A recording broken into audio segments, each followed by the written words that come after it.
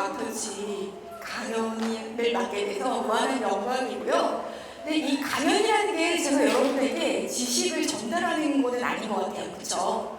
이 자리를 통해서 건축과 소리라는 주제로 우리 서로 대화해보는 그런 조금은 어려운 이런 레이아웃이지만 시도해보고 싶습니다. 그래서 제가 여기 뻣뻣하게 서가지고 계속 얘기를 하면 여러분 아마 졸릴 거예요. 여러분 식사는 하고 오셨어요? 네. 아니요, 드렸어요. 어떻게 배가 고파서. 일단 여러분의 배고픔을 잊을 만큼 제가 재밌게 강연을 시작해 보겠고요. 이거 비단 제가 아는 지식을 여러분에게 전달하는 것이 아니라 어떻게 여러분도 어떤 생각을 하고 있는지 우리 함께 대화해보는 그런 시간을 가졌으면 좋겠어. 알겠죠? 화이팅! 자, 그러기 위해서 대화의 첫 번째 원칙이 뭘까요? 여러분 친구들하고 대화를 원활하게 잘하기 위해서 뭐가 필요하죠? 자, 여러분 제가 누군지 소개 받으셨죠? 네. 근데 전 여러분이 누군지 전혀 몰라요. 그래서 제가 몇 가지 여쭤보고자 합니다. 여러분 초등학생 손 좀 들어주세요. 대부분 초등학생이네요. 이 중에 1, 2, 3학년? 1, 2, 3학년. 1, 2, 3학년도 굉장히 많이 오셨네요. 자, 그렇다면 중학생 되세요? 중학생. 중학생, 희귀합니다. 희귀 중학생. 환영합니다. 그 다음에 고등학생. 와. 좋아요. 자, 그 다음에 법적으로 성인분들. 상당히 많이 오셨습니다. 자, 아마 여러분들 오늘이 처음인 분 계세요? 오늘 처음인 분. 그러면 오늘이 두 번째 이상이다. 자주 오시는 분들이 오시는구나. 오케이, 알겠어요. 자, 근데 제가 오늘 이 자리에 서기 전에 동영상 몇 가지 찾아봤습니다. 무슨 동영상? 금요일에 과학터치 동영상. 그래서 다른 교수님들은 도대체 어떻게 수업을 하시는지 봤는데 공통점이 커멘트가 있었어요. 초등학생 앞에서 강연하기가 너무 어렵습니다. 처음입니다. 내지는 이렇게 다양한 연령층을 커버하기가 너무 어렵습니다. 전 또한 그래요. 그래서 일단 여러분이 어떤 분들인지 아주 간략하게 봤으니까 저도 그 수준에 맞춰서 진행을 해보려고 합니다. 사실 이 금요일 과학터치는 한국연구재단이라는 국가 연구기관에서 연구과제를 하고 있는 연구자들이 자신의 연구 결과를 국민들과 함께 공유한 그런 자리라고 알고 있어요. 여러분도 그 사실 알고 계신가요? 네, 도대체 그게 뭔 소리인가요? 여러분 알 필요는 없어요. 그러나 저의 연구 주제를 한번 같이 읽어볼까요? 감각적인 민감도가 건축, 환경, 여치에 미치는 영향. 여러분 여치가 뭐죠? 여치. 여치 뭔지 몰라요. 상관없어요. 감각 처리는 또 뭐죠? 민감도 대체 뭐야? 그래서 오늘은 요 내용을 하지 않습니다. 더 재미있는 주제를 제가 고민을 해왔어요. 고민했어요. 도대체 이 분야에서 초등학생부터 성인까지 즐길 수 있는 내용이 무엇일까? 여러분 제 강연에 대한 이 A4지 출력을 받으셨죠? 버리세요. 제가 일반인 친구한테 그걸 보여줬어요. 야, 너 대학 교수님 자랑하러 가냐? 이런 얘기를 하는 거예요.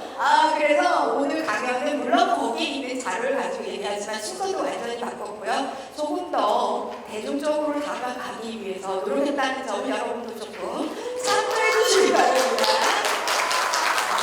자, 그래서 오늘 얘기는 이렇게 네 가지 주제를 가지고 얘기를 해보도록 할 거예요. 소리와 건축. 자, 소리와 건축 도대체 무슨 상관이 있는가? 여러분 지금부터 머리를 굴려주세요. 소리와 건축을 내가 연결시켜본 적이 있었던가에 대해서 슬슬 시동을 시작해 주시고요. 그 다음에 소리를 통한 공간 경험. 내가 어떤 공간에 가면은 어떤 소리가 되게 잘 들린다거나 안 들린다거나 나쁘게 들린다거나 뭐 이런 것들이 있었는지 조금씩 떠올려 봅니다. 떠올려주세요. 여기까지가 우리 초등학교 6학년까지를 대상으로 한 강연 주제예요. 자, 이 주제가 끝날 때쯤에 아마 여러분들은 집중력을 잃게 되는 것입니다. 이것은 강연자의 책임이 아니에요.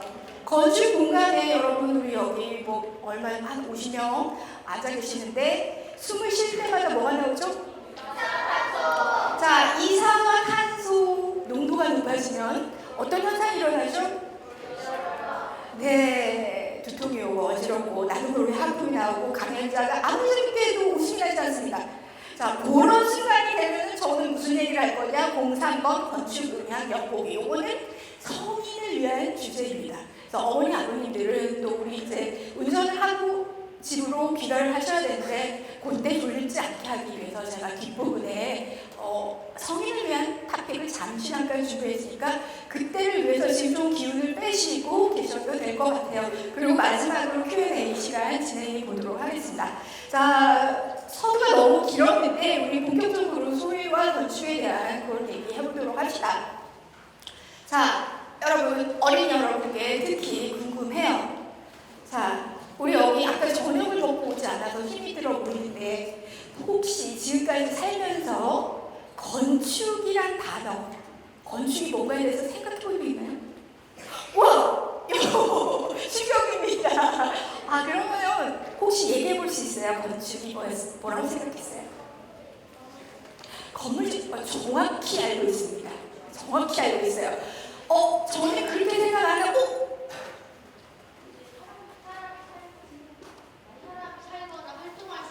공간을 만드는 거죠. 그대는 이 두 어린이 건축가 왔으면 좋겠네요. 네네. 너무나 멋진 대답이었어요. 맞아요. 우리가 사는 것, 그렇죠? 그게 바로 건축이죠. 그래서 굉장히 유명한 건축가, 건축 비평가 이런 조금 고리타분한 분들을 막 이렇게 건축에 대해서 정의를 했는데, 자, 우리는 오늘 건축과 소리를 연결시킬 겁니다. 지금 건축에 대해서 얘기는 했지만 이제 소리에 대해서 조금 고민을 해볼게요. 자, 제 목소리는 소리의 종류이죠. 자, 제 목소리가 전달된 그 매개가 소리예요. 그렇죠? 목소리, 그렇죠? 목에서 나오는 소리. 그럼 우리가 소리가 무엇인가에 대해서 바로 이제부터 금요일 과학 펀치 스타일로 가보도록 하겠습니다. 소리가 무엇인가? 그렇습니다. 아주 좋아요. 탄성 매질을 통해 전달되는 파장이다. 자, 여기서 한번 질문 한 가지 드려보도록 하겠습니다. 우주에 나가면 대화할 수가 있을까요? 와, 왜 안 돼요? 네. 왜 진동이 전달이 안 되죠? 그렇죠. 탄성 매질이 없어요. 매질이 전달해주는 게 없어요. 그래서 우주에 나가면 소리를 전달받을 수 없는데, 그러면 우리 지금 우주에 나가 있는데 인간 우주인들은 어떻게 대화를 할까요? 그렇죠. 전파 통신을 통해서. 그리고 우주선에는 뭐가 있죠? 공기가 있죠. 탄성 매질이 있기 때문에 이런 소리가 전달이 됩니다. 그래서 건축 음향을 하려면 본격적으로 뭘 알아야 돼요? 소리가 어떻게 전달되는지 이런 수식을 알아야 됩니다. 자, 우리 초등학생들은 아마 저기 나와 있는 수식이 뭔지 모를 거예요. 알면 이상한 거라고 생각이 되는데, 자, 중학생, 우리 고등학생들은 요 약간 요런 비싼 거 좀 공부했어요? 네, 그러나 오늘 뭐 제가 이거 설명을 드리지는 않을 거예요. 그래서 파장이라는 게 어떤 주기를 가지고 일정하게 이렇게 움직이게 된다. 근데 자, 소리라는 것은 요거 조금만 제가 설명을 드리면 요게 시간이죠, 시간. 어떤 변화되는 위치를 시간에 두 번 평미분한 것은 X, Y, Z 공간을 두 번 각각 평미분한 것과 어떤 상관관계를 갖는다라는 그런 뜻인데, 점점 조용해지는 거 보니까 너무 때가 된 것 같아요. 자, 이게 바로 소리예요. 자, 그러면 건축과 소리의 공통점에 대해서 이제 생각해 볼 시간입니다. 왜? 오늘의 주제가 건축과 소리이기 때문에 이 두 개가 뭔가 연관관계가 있으니까 저 앞에 양원영 교수가 그런 얘기 주제로 다루지 않았을까? 자, 이것도 한번 대화를 잠깐 나눠보면 좋겠는데 우리 관리 선생님들이 굉장히 힘들어하시는 것 같아요. 마이크를 여기저기 옮기는 것이 쉽지 않으신 모양이니까 잠깐 여러분이 혼자서 생각할 시간을 드릴게요. 자, 이 유튜브를 보고 계신 청취자분들도 시청자시겠네요. 자, 잠깐 한 10초 정도 고민을 해보십시다. 건축과 소리의 공통점.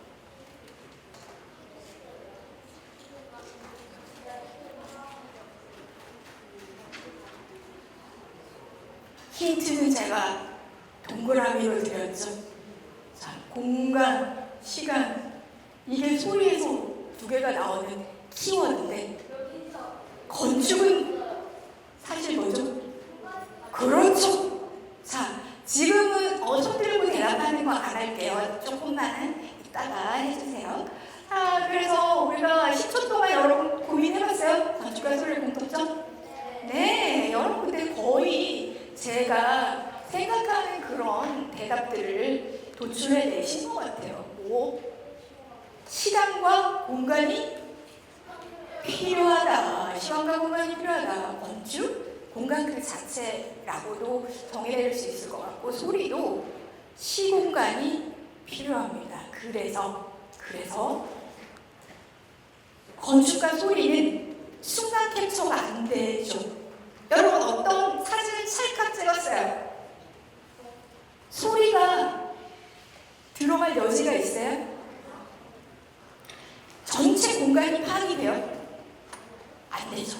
그래서 건축이라는 것과 소리라는 것은 이렇게 시공간과 함께한다라는 얘기를 제가 구구절절히 뭔가 철학적인 것을 섞어가면서 얘기를 하고 싶었으나 여기까지 하는 걸로 스스로 끊겠습니다.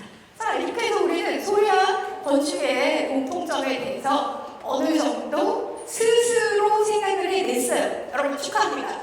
한번 박수 한번 치고 갈까요?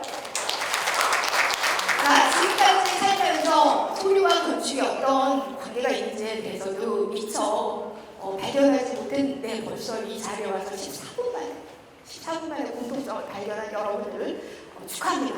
자, 이제부터는 건축을 통한 소리 경험에 대해서 얘기를 한번 해보려고 해요. 자, 여러분들 제가 아까 목차를 설명드릴 때 조금씩 생각하기 시작하셨나요? 지금이라도 한번 생각을 해봅시다. 나는 어떤 소리를 좋아했던가? 내가 좋아하는 소리가 뭐지? 나는 이 소리는 진짜 듣기 싫어. 뭐 엄마가 잔소리 하는 소리 뭐 이런 거? 자, 이런 것들에 대해서 한번 생각을 해보면서 건축물과 연관을 지어보도록 할게요. 자, 여러분 이거 뭐예요?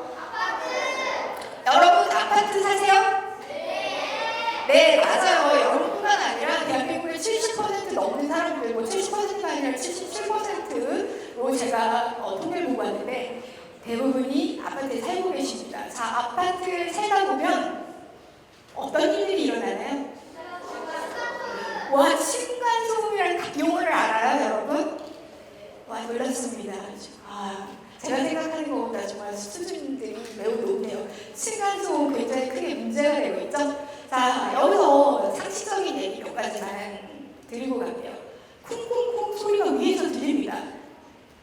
윗집이 범인일까요? 아닐 수 있다는 사실을 여러분들이 꼭 참고해 주셔야 돼요. 왜? 뭐가 연결되어 있기 때문에. 구조적으로 모두 연결되어 있기 때문에 어디선가 흔들리면 우리 집도 흔들립니다. 그래서 바로바로 위층에 올라가시면 안 돼요. 자, 바로 이게 뭐예요?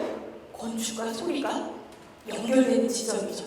그래서 저 같은 사람은 무엇을 하고 있느냐? 이런 거 합니다. 저희 세미나, 학술 세미나 타이틀이에요. 지난 12월에 했는데 행복한 층간소음. 여러분이 쿵쿵쿵 위층에서 마음껏 뛰어도 아래층에서 아무런 영향을 받지 않는 그런 아파트를 꿈꾸는데 사실 현실적으로 굉장히 힘든 일이에요. 그러나 기술적으로 불가능하진 않습니다. 기술적으로는 가능해요. 왜? 안에서 폭발물이 터져도 밖에서 모르는 그런 건물도 있습니다. 그런데 그런 건물로 집을 지었다가는 우리 집이 너무너무 비싸서 내가 그 집에 살 수 없는 그런 상황이 되는 거예요. 그래서 기술적으로는 가능하지만 현실적으로 불가능할 때 우리는 어떻게 해야 돼요? 살금살금 우리 이웃들을 생각하면서 배려하면서 그렇게 지내면 조금 더 좋아지겠죠? 자, 그런 얘기 한번 해보고 싶었고요. 자, 여러분 학교 선생님 말씀 잘 들려요? 아, 좋은 학교 다니시네요. 어떤 학교는 앞에서 선생님이 말씀을 하시면 귀까지 소리가 잘 안 들린다는 그런 민원도 있었어요. 자, 그거는 무슨 문제 때문일까요? 이 교실이 별로 좋지 않은 교실인 거죠. 자, 선생님 무조건 목소리를 높일 수만은 없잖아요. 선생님 인간이잖아요. 한계가 있잖아요.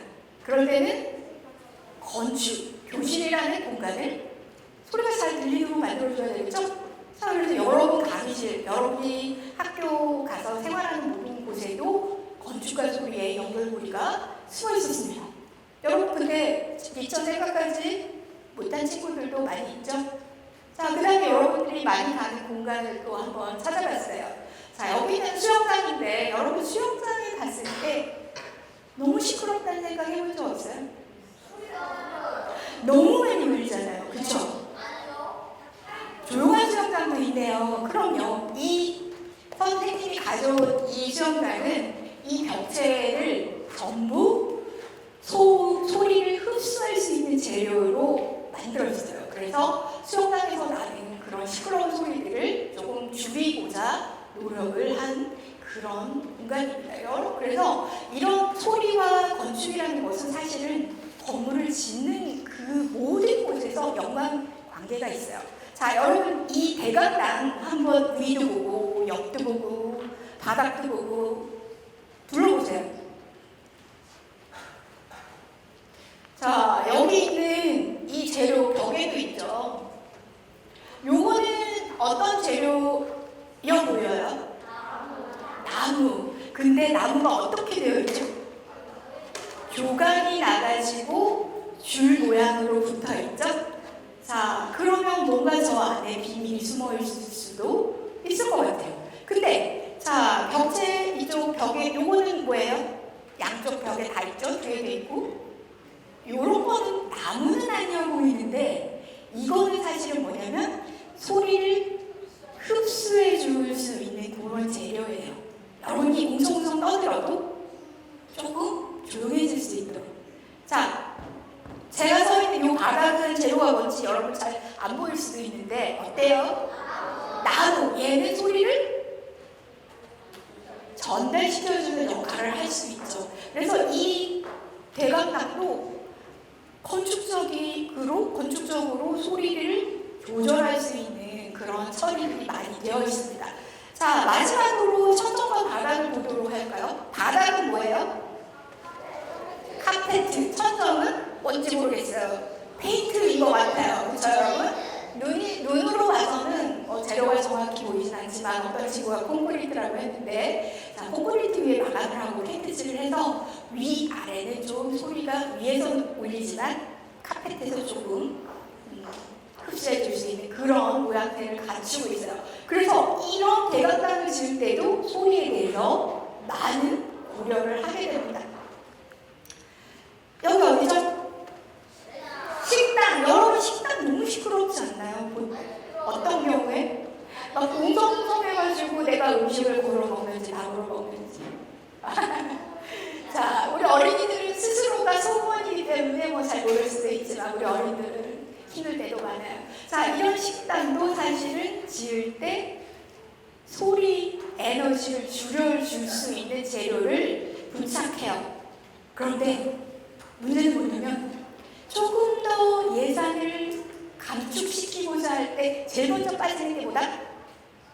그런 재료들이에요. 그러다 보니까 조금 이제 좋지 않은 식당들은 아마도 아무런 흡음 능력을 갖추고 있지 않을 거예요. 옆은 유리고 바닥은 그냥 타일이고 천정은 그냥 노출되어 있고, 그런 경우에는 정말 시끄러워질 수 있는 확률이 높다. 자, 여기는 여러분들 좋은 소리를 들으러 가는 곳 중에 하나죠. 영화관입니다. 맞아요. 영화관 지을 때도 소리에 대해서 굉장히 많이 신경을 쓰고요. 여기 컴컴해서 잘 안 보이지만 영화관 지을 때 굉장히 많은 노력을 기울이고 있습니다.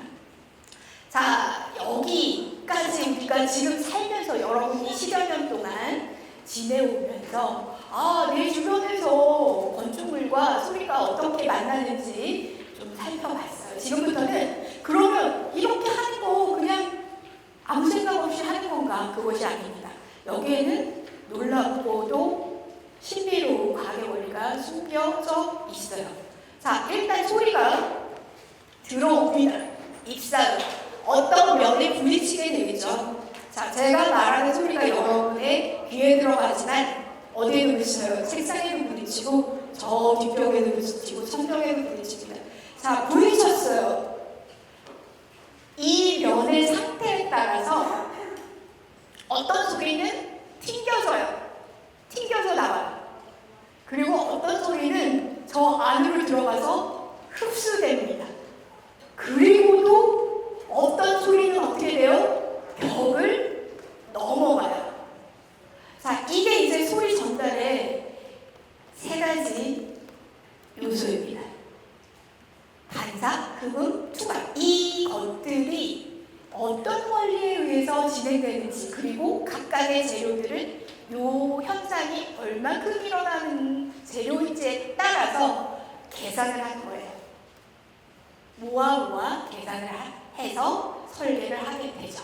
자, 그런데 오늘 요 세 가지가 있다라는 사실 여러분께 말씀드리는데 전부 다 설명을 할 수는 없어서 오늘은 반사에 대한 얘기만 가져왔습니다. 그래서 반사 위주로 살펴볼 거예요. 자, 여러분 요거 광시간의 뭐죠? 주로 빛에서 나오죠? 자, 입사광선은 반사광선. 자, 입사광선과 반사광선의 관계는 입사각과 반사각이 같다. 똑같습니다. 소리도 똑같아요. 들어올 때 소리가 요 접선에 부딪힐 때 접선의 수직인 법선을 그어서 보면 요만큼이 입사각이에요. 그것과 동일한 각도로 튕겨서 나갑니다. 그게 바로 반사각이에요. 이 굉장히 단순하죠, 여러분? 그런데 이 법칙으로 인해 많은 것들이 계획되어집니다. 자, 일단 제일 쉬운 상태부터 볼게요. 우리 강당처럼 위아래가 평행하고 양옆으로도 평행하죠? 자, 앞뒤로도 평행합니다. 이런 데서는 어떤 현상이 일어난다? 소리가 왔다 갔다 해요. 앞뒤로 왔다 갔다, 옆으로도 왔다 갔다, 위로도 왔다 갔다. 그런데 말입니다. 우리 강당은 괜찮아요. 왜? 바닥에는 흡음이 되고 벽체도 흡음이 되니까 어느 정도 에너지가 흡수가 되는데, 만약에 이렇다고 칩시다. 위아래 다 반사돼요.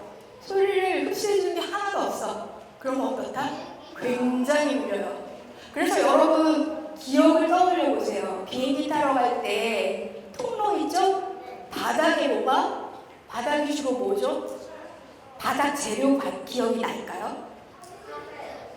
카페트가 대부분 깔려있을 거예요. 만약에 거기에 카페트가 없으면 위아래도 좁고 옆도 좁은데 다 울리죠? 엄청나게 시끄러워질 겁니다. 그래서 이런 공간들을 건축적으로 안 만들 수 없다면 재료를 통해서 소리를 제어를 하고요. 자, 여기 같은 경우는 굉장히 긴데 이 카펫을 깔았기 때문에 다행히 너무 시끄럽지 않을 수 있고요. 여러분 이거는 뭐예요? 체육관이죠? 자, 체육관도 납작하고 시끄럽잖아. 그럴 때 어떻게 해줘야 돼요? 이렇게 벽체 아니면 천정에다가 흡음 에너지, 소리 에너지를 줄일 수 있는 재료들을 부착을 해야 되는데, 자, 이런 경우에 여기는 아무것도 처리가 안 돼 있죠. 굉장히 시끄러울 거예요. 자, 이 경우에는 벽체에 아무것도 없고 천정에는 좀 처리를 해둔 그런 상태입니다. 자, 여기는 아마 이 성인분들만 알 수 있는 그런 공간인 것 같아요. 우리 어린이들은 아직, 그렇죠. 회사예요, 회사. 회사에 조그만 이런 큐비클을 만들었을 때 아마 들어와서 회의 보신 분들 느끼셨을 거예요. 막 울려요. 옆에 소리도 막 나한테 다 들리고. 자, 이런 경우에 최소한 뭘 해야 된다? 자, 바닥에 다른 재료로 나무가 아닌 카페트 같은 것들을 이용해서 조금 더 소리 에너지를 줄여줄 수 있다라는 얘기고요. 이제 조금씩 심도 있는 학습 해보도록 할게요. 자, 여러분, 요거 오목합니다. 여러분, 오목해요. 벽이 둥그러거나 천정이 둥글거나 했을 때 소리가 어떻게 될까? 여기 아까처럼 똑같아요. 입사각과 반사각이 같은데 오목하기 때문에 여기 접선이 계속 바뀌죠? 그러면서 한 지점에 모이게 됩니다. 그래서 오목한 곳에서 말하잖아요. 그럼 굉장히 크게 들려요. 그런 특징들을 이용한 건축물들이 있어요. 예로부터 지었습니다. 그래서 여기는 로마에 있는 파테논이라는 거의 2000년 정도 된 건물인데요. 만신전이에요. 신들을 보시는 곳 굉장히 경건하고 엄숙한 소리가 날 수 있어야 되죠. 벽을 따라서 소리가 굉장히 울릴 수 있는 그런 구조를 갖고 있고요. 자, 여기는 광명에 있는 광명 동굴이에요. 동굴에 들어가면 소리가 막 울리잖아요. 이것도 오목한 공간이기 때문에 그런 거죠. 자, 그 다음에 이런 오목한 공간이 소리가 어떤 지점이 굉장히 커질 수 있다라는 아이디어를 찾아내서 원주 UR 컬처 파크라는 건물을 일부러 이렇게 지었습니다. 그래서 이 내부에서 뭐래요? 공연을 해요. 자, 이런 것들. 그래서 오목한 곳에서는 소리가 보이는구나. 이거를 여러분 한번 느껴보시면 좋은데, 제가 막 이렇게 자잘자잘한 유튜브 클립들을 갖고 왔지만 여기서 여러분 이걸 아셔야 돼요. 건축가 소리의 공통점 뭐였어요? 시공간이 필요하다. 근데 우리의 시공간 뭐죠? 25년 8월 22일 금요일 오후 7시 30분에 이 강당이기 때문에 사실 재현이 잘 안 되는 거죠. 비슷하게 들어볼 수는 있지만 정말로 들을 수는 없다라는 단점이 또 소리와 건축에 존재합니다.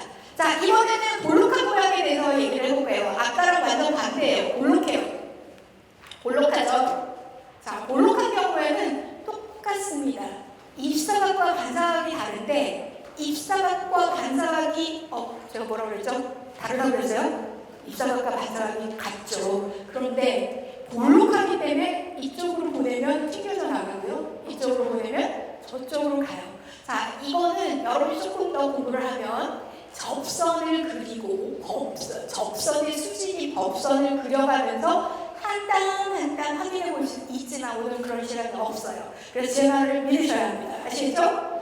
자, 밖으로 나가요. 볼록하면. 이런 것들은 어디서 볼 수 있느냐? 이런 강연장이나 음악을 하는 공연장에 가면 요 앞에 이렇게 달려있어요. 이런 것들. 우리 부모님들 기억을 떠올려 보십시오. 아마 이렇게 무대 앞에 이런 것들이 붙여져 있을 거예요. 이런 식으로. 자, 왜? 그렇죠. 교회에도 있어요. 맞아요. 그렇죠. 자, 왜 있다고? 이렇게 소리가, 자, 앞에서 말하는 사람의 소리가 저 위로 올라갔다가 멀리 갈 수 있게 해주는 역할을 하는 거예요. 자, 그런 것들이 볼록한 모양.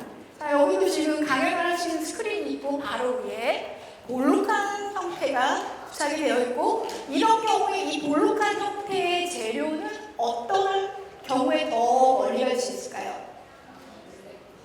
반사가 잘 되는 재료면 더 좋겠죠? 흡수하는 재료 말고. 자, 그런 것들. 자, 볼록한 재료 살펴봤습니다.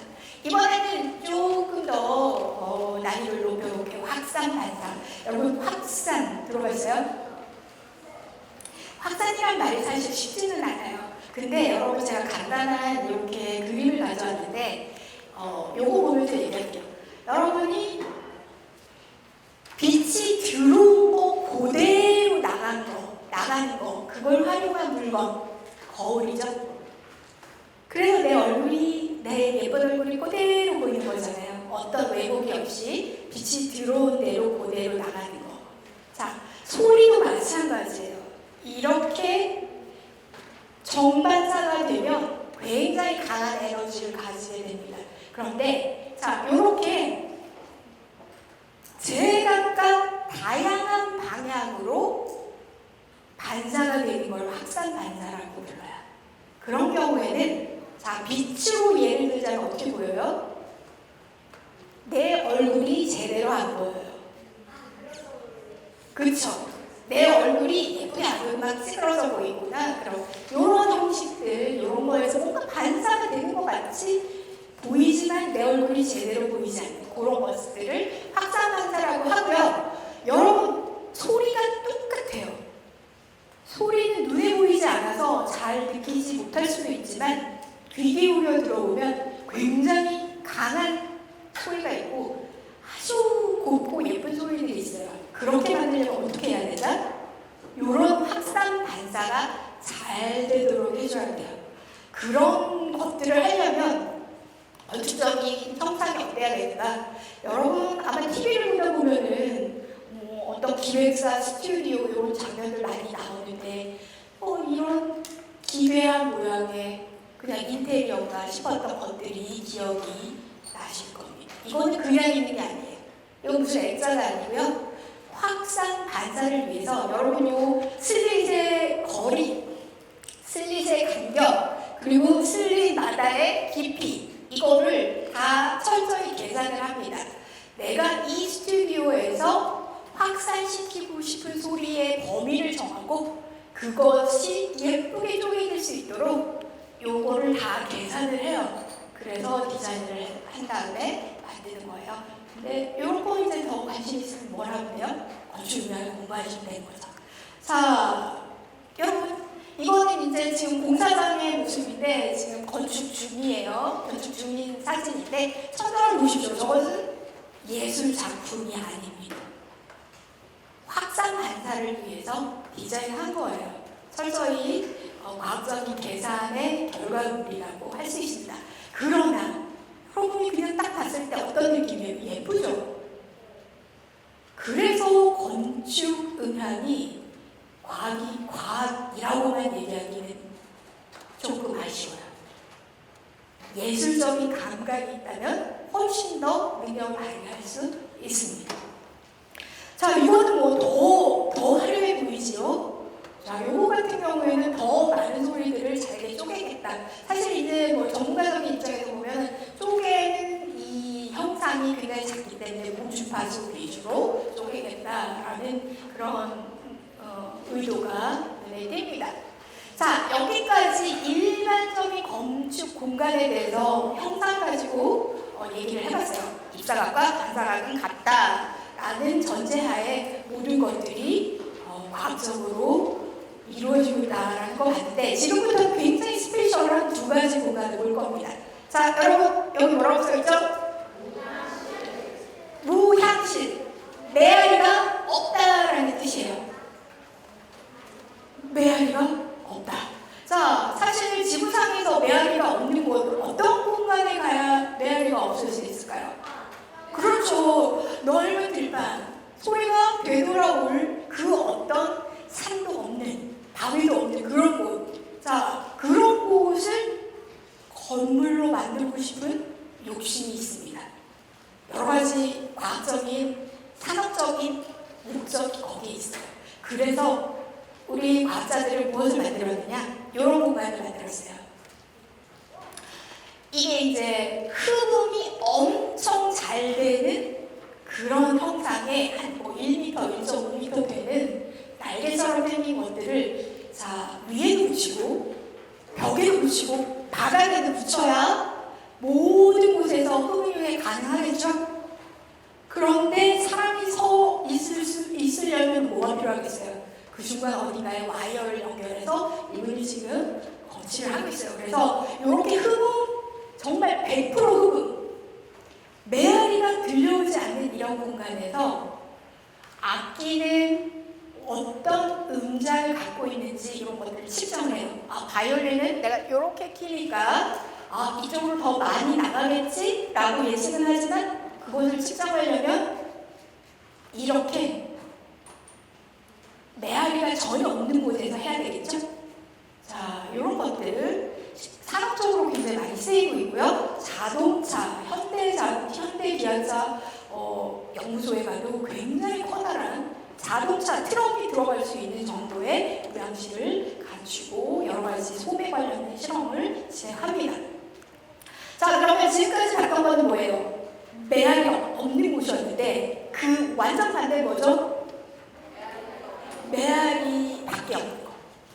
흡음이 전혀 안 되는 거. 그거를 우리는 잔향실이라고 부르고요. 이것도 어떤 목적으로 이용한다? 상업적인 목적으로 이용을 해요. 여러분, 우리 여기 벽체에 흡음재가 붙어 있는데 이 건물을 짓기 전에 흡음재를 조만큼 시공하면, 붙이면 소리가 어떻게 되는지 예측해 보고 싶죠? 그러려면 흡음이 얼마나 되는지를 이미 알고 있어야 되죠. 그럴 때 완전히 이런 공간, 전혀 흡음이 안 되는 곳에 저 재료를 갖다 놓습니다. 그러면 저 재료만이 흡음을 할 거겠죠? 그래서 저 재료의 흡음 성능을 측정할 때 이런 공간들을 활용을 합니다. 그래서 이런 공간들에 들어가면 귀 마개를 해야 돼요. 굉장히 시끄럽습니다. 자, 그래서 여러분 이런 것들 이렇게 여러 가지 이런 재료, 그리고 이런 재료, 이 재료 바로 뭐예요? 이거죠? 네, 이런 것들이 어떤 성능을 갖고 있는지 판단하려면 이런 실험실이 필요하다.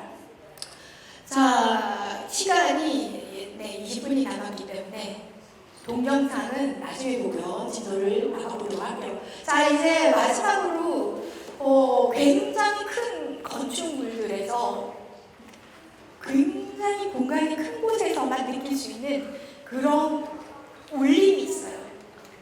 자, 이 공간이 뭐냐면 중세 교회입니다. 자, 교회는 누굴 위한 공간이죠? 신을 위한 공간이죠.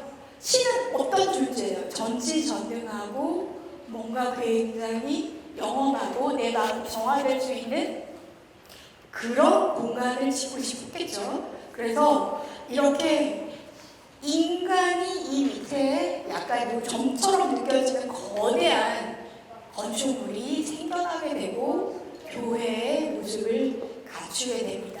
그래서 여러분, 이런 건물은 우리 성당들이 기본적으로 이런 형태를 가지고 있다는 것을 알 수 있죠.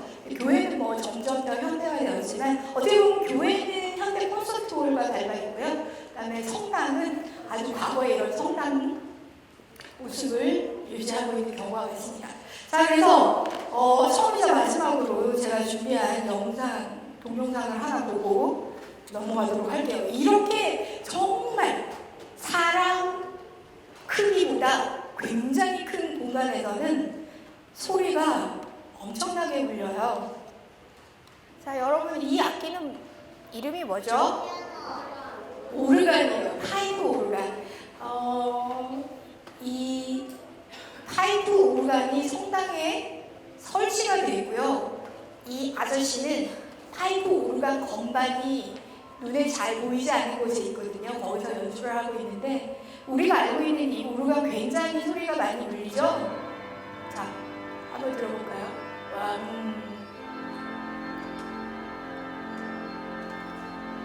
그래서 이렇게 울리는 소리가 잘 들리려면 어떻게 돼야 된다? 공간이 굉장히 커야 됩니다.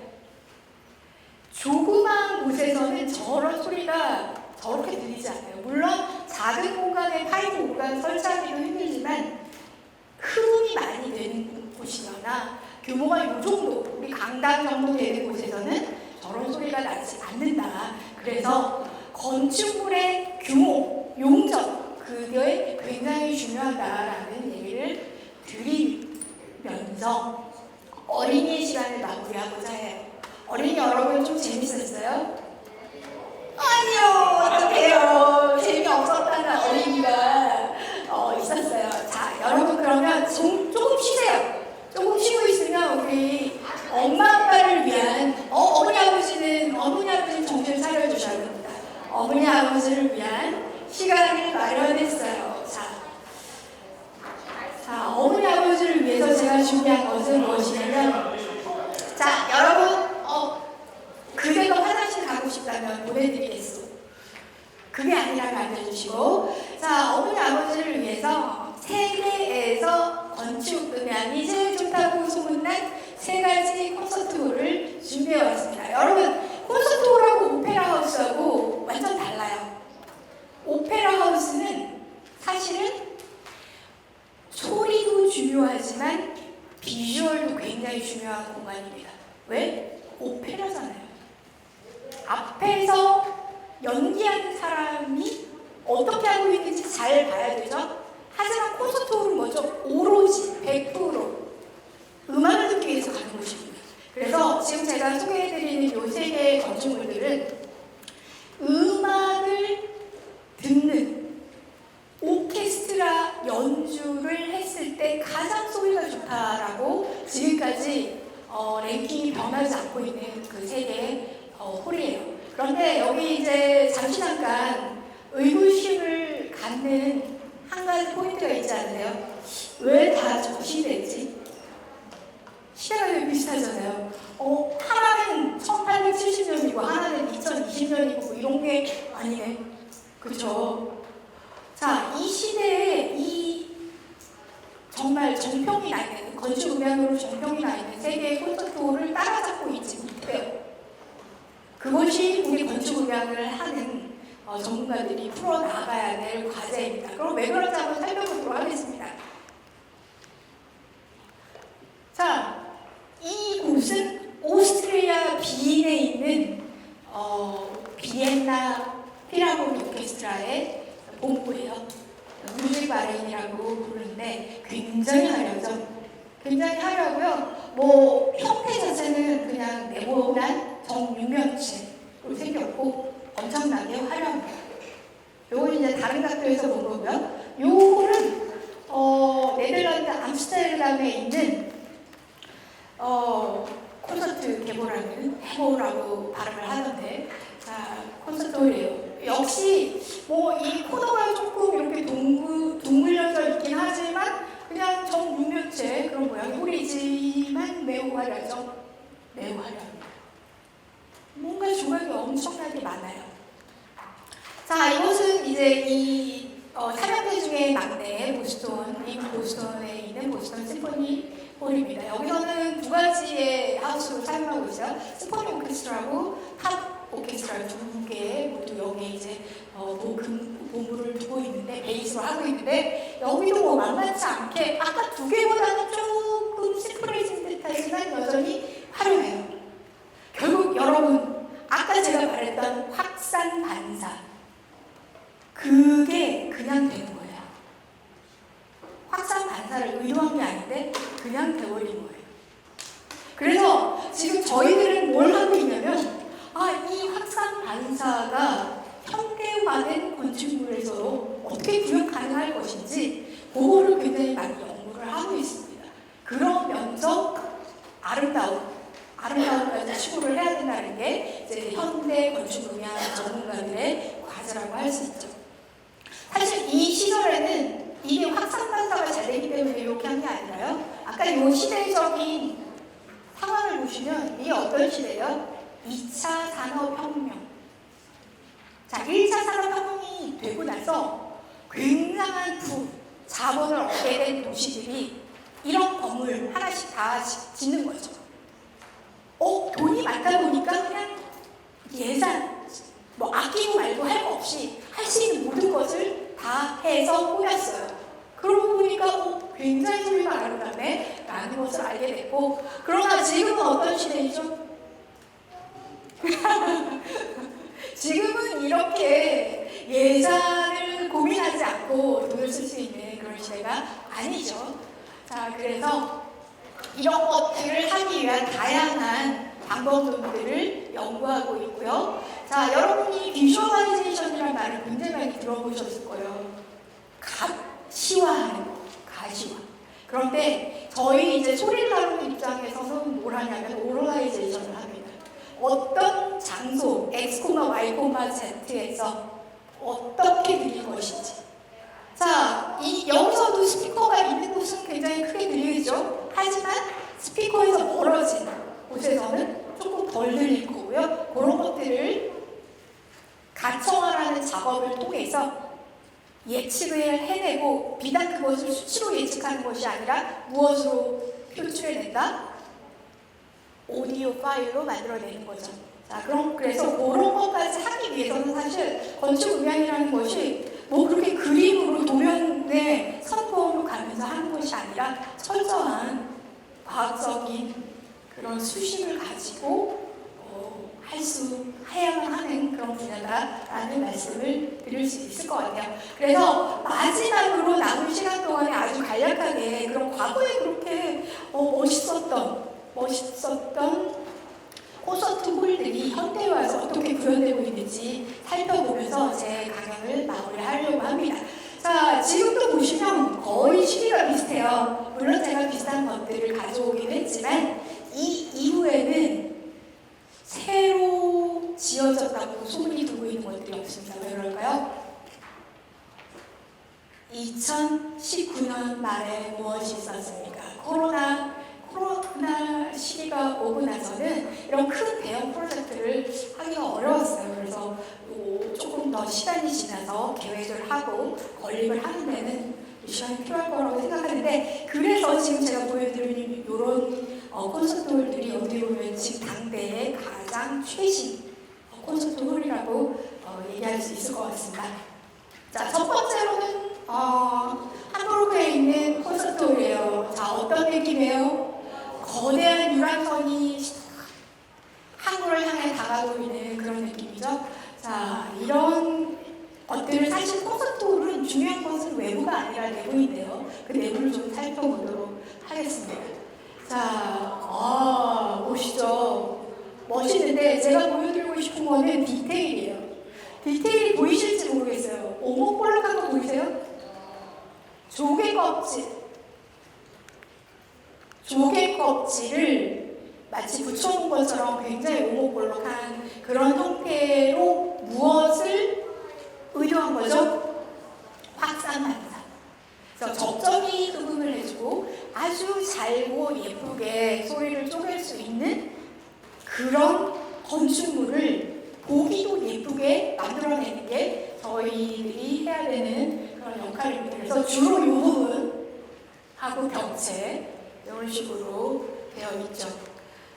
뭐 여러 가지 구조적인 것들, 박스 앤 박스, 박스 인 박스라고 부르는 건데, 그래서 이 건물의 구조와 분리해서 공간을 다시 만들어요. 그래야지 외부에서 뭐 지하철을 지나가는 어떤 큰 소음이 일어나도 내부에서 음악을 즐길 수 있게 그렇게 구조적으로 이렇게 띄웁니다. 뭐 이런 것들은 나중에 또 더 전문적인 강연에서 얘기를 나눠보도록 하고요. 다음으로 볼 거는 굉장히 모양이 또 다르죠? 자, 이건 폴란드에 있는 콘서트 홀인데요. 밖에서 보면, 안에서 보면은 이것도 어때요? 작은 돌멩이를 붙여놓은 것 같은 그런 느낌이죠. 그래서 이전에 1800년대 후반, 1900년대 초에 생겼던 어떤 그런 과시적인, 전통적인 형상의 조각을 대신에 현대적인 재료로, 현대적인 방식의 디자인을 표출해내려고 노력을 하고 있습니다. 또 이런 부분들, 디테일들, 타일들을 쪼개서 붙였어요. 근데 어떻게 보면 이거는 진짜 건축을 한 땀 한 땀 손바닥을 하듯이 이렇게 했다고 얘기할 수 있는 거죠. 자, 그래서 굉장히 아름다운 그런 장면들이 많은 콘서트 홀입니다. 소리도 아름답고요. 마지막으로 볼 거는 이 강의 이름이 세느강이에요. 여러분 많이 들어보셨죠? 세느강 어디죠? 세느강, 프랑스 파리를 가로지르는, 동서로 가로지르는 나누는 그런 강인데, 그 강물을 따라서 조금만 더 내려오면 이제 파리는 아니지만 파리의 위성 도시에 이런 아름다운 콘서트홀을 지었습니다. 이거는 뭐 첨단 과학 건축 기술도 굉장히 많이 넣었어요. 이런 것들이 이제 다 태양광 발전을 할 수 있는 그런 패널들이고요. 그리고 쉐이드가 움직입니다. 여기 요 사과포트 같은 애들이 태양을 이렇게 가릴 수 있게 움직일 수 있는 레일이 밑에 깔려 있어요. 그래서 그런 것들도 재미난 포인트들이고요. 내부를 보십시오. 어때요? 그쵸? 이것 또한 뭘 목적으로 했다라는 걸 이제 우리는 아니까. 확산, 그렇지, 난반사. 확산 반사. 근데 여러분, 이 장면을 봤을 때 약간 동양적이다 이런 느낌 들지 않으세요? 예. 이거 뭐 우리나라에서도 볼 수 있는 그런 문틀의 모양, 창호의 모양. 음향 컨설팅 회사가 일본 회사예요. 그래서 그런 색채들이 건물에서도 좀 묻어나고 있구나라는 것을 볼 수가 있습니다. 그래서 현대적으로 아름다운 소리를 만들기 위해서 건축적으로 어떤 노력을 하고 있는가. 그래서 사실 어떤 소리, 어떤 음악이라는 것이 음악과 연주가의 공간은 아닙니다. 그것이 연주되는 공간이 어떤 공간인가에 따라서 굉장히 많이 달라지기 때문에 저희 건축 음향을 하는 사람들도 그 연주의 일부분이다라는 책임감을 가지고 사명감을 가지고 그렇게 일을 하고 있습니다. 이런 것들이 이제 대나무들을 이렇게 엮는 듯한 그런 느낌의 재료죠. 자, 그래서 이제 제 강연을 마무리하고 싶습니다. 제가 1시간에 가까이 앞에서 이렇게 이야기를 했는데요. 제가 하고 싶은 얘기는 사실은 요 한 줄이에요. 건축은 소리를 담는 공간이다. 그래서 우리 사실 소리라는 게 눈에 보이지 않습니다. 그러나 내게 어떤 새로운 느낌으로 오려면 거기에는 항상 건축물이 있을 거예요. 이 공간에서는 소리가 이렇게 들리는구나. 엄마 목소리가 여기서는 이렇게 들리고 밖에서는 어떻게 들리고 조금씩 다르다는 거 여러분 느껴보셨을 텐데 다 뭐 때문이다? 소리가 흘러나오는 공간 때문이다 라는 것들 여러분들이 조금이라도 느끼셨다면 제가 오늘 55분 떠드는 그런 것이 아깝지 않겠다라는 생각이 들고요. 또 이거 선생님들의 구슬병이 있어요. 핵심 요약. 시간과 건축과 소리의 공통점은 시공간이 필요하다는 거다라는 거고요. 이제 진짜 마지막으로 부모님들을 위한 한 말씀을 꼭 드리고 싶어서 제가 이 장표를 뒤로 뺐어요. 거기는 앞쪽에 있는데 건축 음향이라는 것은 어떤 한 분야에서 한 가지 공부를 해서 할 수 있는 일이 아닙니다. 근데 현대화된 모든 분야에서 사실 한 가지 공부를 해가지고 융합이라는 걸 해내기가 굉장히 어려워요. 이제는 사실 예전에는 왜 이런 다양한 커리큘럼이 중요했냐면 내가 건축 공부를 하고 있으면 음향 공부를 하기가 어려워요. 음향에 대한 정보를 찾기가 어렵습니다. 근데 지금은 어떤 시대죠? 내 컴퓨터, 내 핸드폰으로 음향이 됐든 환경이 됐든 건축이 됐든 뭐 영어든 불어든 한 번에 다 찾아볼 수 있어요. 박사학위 가진 사람들의 지식을 여러분 초등학교 2학년, 3학년들도 그냥 앉은 자리에서 취사 선택할 수 있는 그런 시대입니다. 그래서 우리 자녀들, 우리 여러분 어린이 친구들이 앞으로 어떤 일을 할까라는 고민을 많이 할 텐데 그 어떤 한 가지 선택이 중요하지 않다는 얘기를 꼭 말씀드리고 싶어요. 그래서 나의 다양한 관심사를 우리 여러분들은 아마 과학을 굉장히 좋아해서 이 자리에 있을 텐데 그 과학을 다른 무엇과 어떤 식으로 엮어볼 수 있을까? 그런 생각을 했을 때 여러분의 자리가 점점 확장될 수 있을 거라는 말씀을 드리면서 마무리를 짓도록 하겠습니다. 여러분 감사합니다. 월목초 4학년 김윤주입니다. 흡입된 소리가 흡수되면 흡수된 소리가 어디로 가는지 궁금합니다. 저는 정말 깜짝 놀랐습니다. 이렇게 수준 높은 질문이 나올 줄은 미처 예상을 못했는데 대학생 형 누나보다도 훨씬 수준 높은 궁금증인 것 같아요. 자, 여러분 모두 함께 생각해 봅시다. 소리 에너지가 흡음재에 흡수됐어요. 어디로 갈까? 자, 여기서 힌트는 뭐냐면 에너지 보존의 법칙입니다. 자, 원래 에너지는 어떤 형태였죠? 소리였습니다. 그러나 우리는 알고 있어요. 에너지는 보존된다는 사실. 그러면 이 소리 에너지가 흡음재에 들어가서 무언가로 바뀌게 되죠. 바로 자, 소리 에너지가 흡음재에 들어가려면 저 흡음재를 조금씩 여러분 잘 보이진 않겠지만 관찰해 보세요. 구멍이 엄청 많아요. 구멍이 엄청 많아서 거기 들어가면서 열 에너지로 바뀝니다. 열 에너지로. 그래서 사실 여기서 이제 한 단계만 더 나가면 저렇게 생긴 건축 자재는 흡음재로도 쓰이지만 어떤 단열재로도 쓰여요. 왜? 열 에너지가 그 안에 보존이 되기 때문에. 좀 해결이 됐어요, 우리 친구?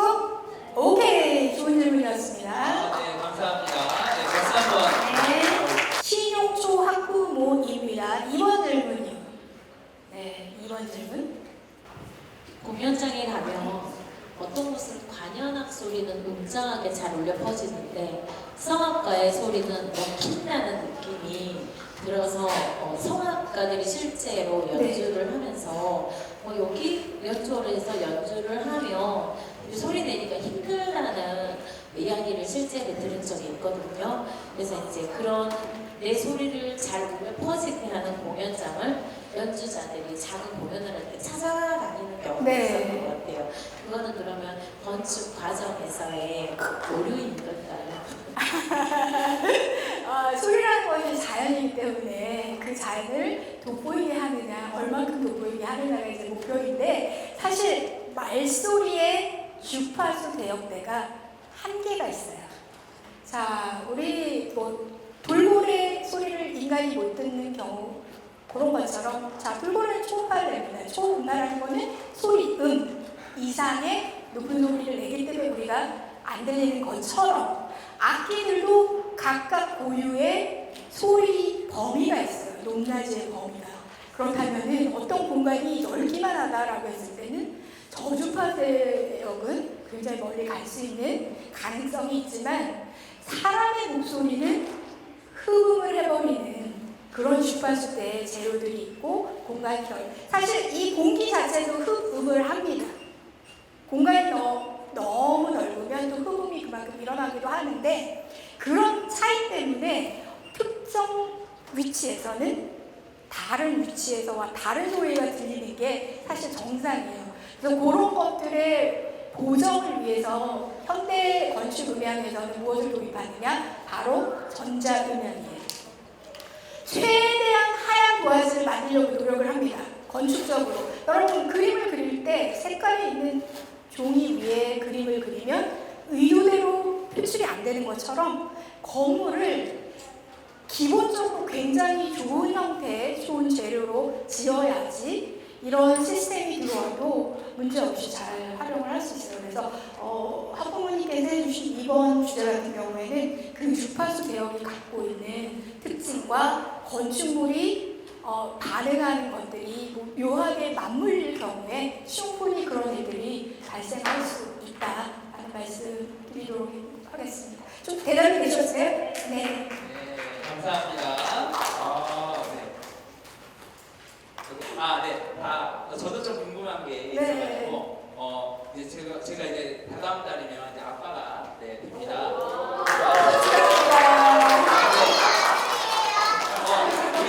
우리 친구 같은 딸이에요. 근데 요즘에 이런 층간소음이나 벽간소음이 굉장히 사회적으로 이슈가 되고 있는데, 그래서 저도 집에다가 이제 매트를 깔아야 된다고 하는데 꼭 깔았다고 해서 이게 효과적이지 않다라는 또 말이 많더라고요. 어떤 조건의 매트를 깔는 것이 효과적일까? 팁을 구하고 싶어요. 네네. 이게 사실 원론적인 말씀을 드릴 수밖에 없는 그런 부분이기도 한데 여러분 좋은 소리, 싫어하는 소리로 다시 한번 강연을 되돌려 볼게요.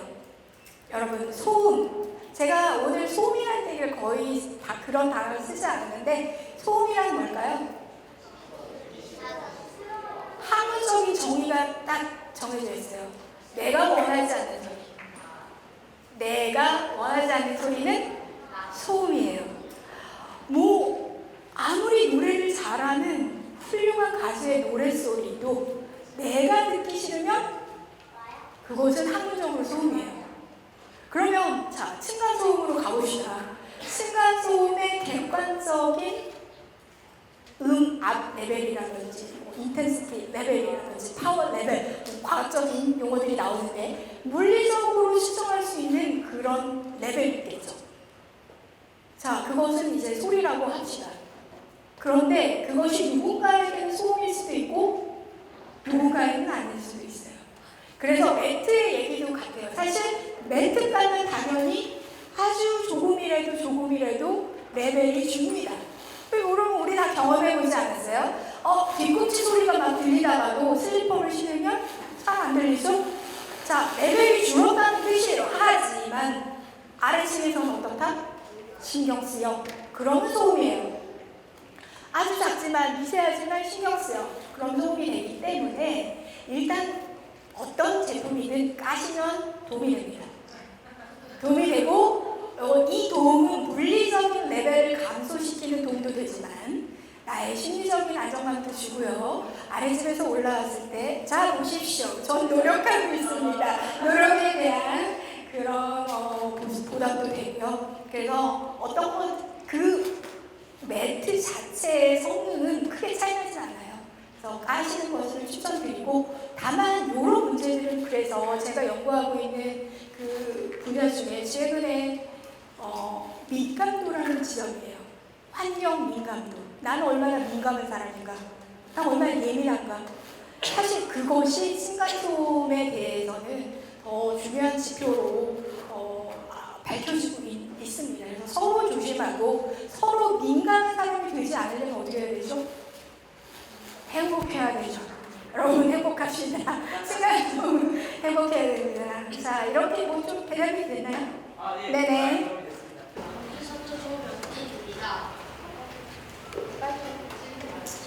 소리가 추가할 때 목줄 사이에서 어떻게 추가하나요? 제가 이 질문에 대한 대답을 정말 잘해내야 됩니다. 자, 모든 전문가들이 말씀하셨죠. 초등학생이 이해할지 못하게 설명을 하는 것은 네가 잘 모르는 것이다. 굉장히 쉬운 용어를 사용해서 잘 전달해 보려고 노력하겠습니다. 소리가 추가된다는 것은요. 사실 자, 소리의 정의를 거슬러 올라가 봅시다. 탄성 매질이 있었죠. 탄성 매질이 뭔지 잘 기억을 해주세요. 자, 탄성 매질을 통해 전달되는 파장인데 제가 여기서 라고 소리를 냈을 때 여러분 귀에 들리는 거는 바람과는 달라요. 그쵸, 어린이? 자, 바람이 제 목소리를 데려가는 건 아니죠. 탄성 매질, 공기 중에 있는 분자가 서로 때려주는 거예요. 근데 굉장히 빠른 속도로 전달을 해주는 거죠.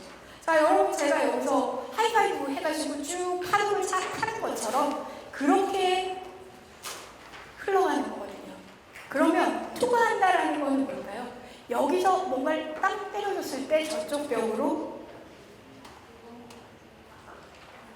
움직임이 전달된다는 뜻이에요. 그래서 뭔가 진짜 막 파고들어서 전달되는 것이 아니라 그 에너지로 인해서 저쪽 벽체의 공기 분자가 흔들렸다. 이렇게 설명을 해드리고 싶은데 이해되세요? 힘들어요. 자, 보이지 않는 분자가 서로 하이파이브를 하고 있고 벽체도 딱 맞으면 흔들리고 있기 때문에 건너편 벽체 너머에 있는 공기 분자를 때려줬구나. 이렇게 한번 우리가 상상을 해봅시다. 그렇게 전달이 되는 겁니다. 네. 잘 모르겠으면 6년 뒤에 만나요. 예약해서 만나요. 우리 지금 너무 센스 있었어요. 네, 고마워요. 네네네. 또 다음 질문. 네. 필요한 소리만 골라가지고 들을 수 있는 방법이 있나요? 굳이 따로 나쁜 내 듣기에 안 좋은 소리 같은 거만 좀 빼고 그렇게 들을 수 있는 방법이 아, 네. 자, 아주 좋은 질문이고요. 저희 소리를 연구하는 과학자들이 굉장히 매진하고 있는 분야예요. 자, 이 질문을 여러 가지로 해석해 볼 수 있는데, 여러 소리 중에 하나만 피킹해 보는 방법, 그리고 이 질문을 조금 더 하자면 어떤 요구가 있냐면, 딱 내가 서 있는데 이어폰 꽂지 않고 이 소리 나만 듣고 싶다. 이어폰 번거롭다. 하지만 다른 사람, 내 주변에 있는 친구들은 안 들리게 하고 싶다. 요런 거 한번 상상해 본 적 있나요, 여러분? 이어폰은 좀 너무 다른 소리는 안 들리니까 나만 듣고 싶은데 내가 이걸 들으면, 내가 산책하면서 이걸 들으면 다른 사람들도 막 들어요. 근데 요즘에 이렇게 산책을 하다 보면 좀 할아버지들이 유튜브를 틀고 산책하시는 분들도 많으시잖아요. 죄송합니다. 할아버지뿐만 아니고요. 대부분 할아버지라서 그냥 말씀드린 건데, 누구든 내가 핸드폰을 들고 산책을 하고 싶은데 이어폰 말고 나만 듣고 싶다. 이렇게도 해석해 볼 수 있는 질문인데, 그런 연구들을 하고 있어요. 그럼 이걸 과학적으로 어떻게 하면 될까? 여기서 이제 저의 능력이 또 굉장히 많이 필요한 시점입니다. 잘 설명해야 되는데 쉽게. 전문 용어로는 디렉티비티를 좀 펴야 되고 뭐 이런 얘기들이 나와야 되는데, 소리가 퍼져나가죠, 이렇게. 자, 넓게 퍼져나가지 않고 좁게 퍼져나가게 만들어주는 거예요. 그렇게 하면 나만 들을 수 있는 그런 방식이 되고, 두 번째, 여러 가지 소리 중에 내가 듣기 싫은 건 끄고 싶어요. 그런 것 중에 가장 많이 상용화된 기술이 액티브 노이즈 컨트롤 기술입니다. 그것은 이것도 또 여러 가지 전문 용어가 필요한데, 소리는 에너지도 있지만 위상. 아까 이 사인웨이브 보셨죠? 에너지가 높았다가 낮아졌다 하는 부분이 있는데, 이거를 제가 이거 연필이 없어서 반대 방향으로 쏴주면 에너지가 플러스 마이너스 0이 돼요.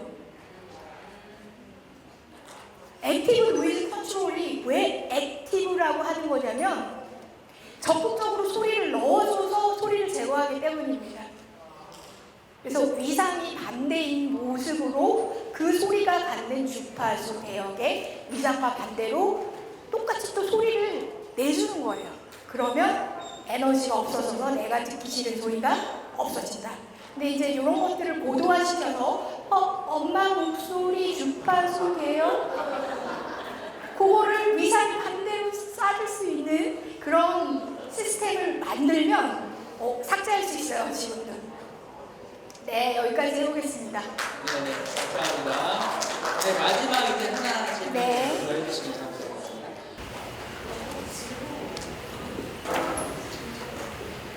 초등학교 3학년 신지구입니다. 건물을 지을 때 그 밑에 땅의 모양이나 땅의 물질 같은 거에 따라서 건물을 지었을 때 건물 안에서 들리는 소리가 다른가요? 자, 지우 어린이, 이 아이디어를 제가 연구해보고 싶습니다. 와, 정말 놀라운 상상력으로 질문을 해주셨어요. 아직까지 이런 부분에 대해서 심도 있는 결과물들이 밝혀지진 않았지만, 일반적으로 제가 일단 답변을 드리면, 자, 바닥이 단단하다라고 했을 때 어떨까요? 바닥이 굉장히 단단해서 거기에 건물을 지었어요. 그런데 뭐 조용할 때는 상관은 없겠지만 조금 뭐 지진이 일어난다라든지 그런 어떤 외부 자극이 있을 때 분명히 소리에 대해서도 달라질 수 있을 거예요. 왜? 단단하면 반사가 잘 일어나니까. 근데 이제 이런 부분들이 건축 음향에서는 많이 연구되지 않는 이유는 우리는 뭘 하니까? 사람은 인도어에 주로 있잖아요. 건물 내부에 있잖아요. 밖에 있지 않고 들어가기 때문에 이런 어떤 집안의 형상이나 재료에 따른 그런 소리의 부분들은 건축 음향에서 많이 안 하는데요. 이런 것들은 이제 조금 더 확장해서 소리라는 관점으로 보지 말고 그 탄성 매질을 통해 전달되는 파장이라는 것의 관점에서 보면 굉장히 많습니다. 파동의 측면에서 볼 수 있어요. 자, 진동과 소리는 무엇이 다를까요?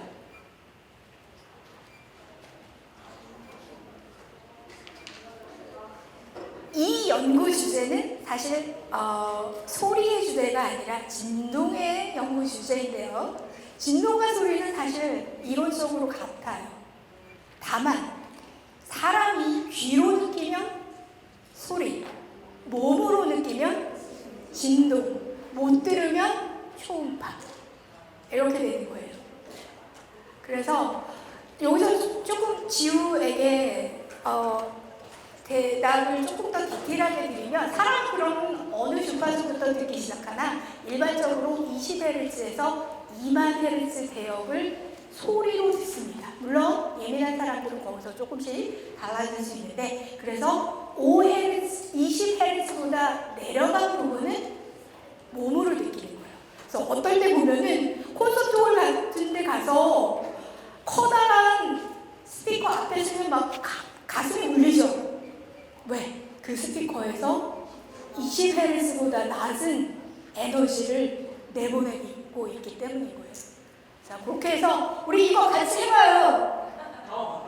같이 해봅시다. 좋은 질문 고맙습니다. 저는 오늘 대한민국의 미래를 보았습니다. 네. 저 사실 대학교 우리 언니 오빠들이랑 수업하다 보면 굉장히 힘들어요. 노 리액션. 그래서 오늘도 굉장히 연구를 하고 왔습니다. 어떻게 해야 되나. 그런데 여러분들 이 생동감을 가지고 제발 활기찬 어른으로 성장해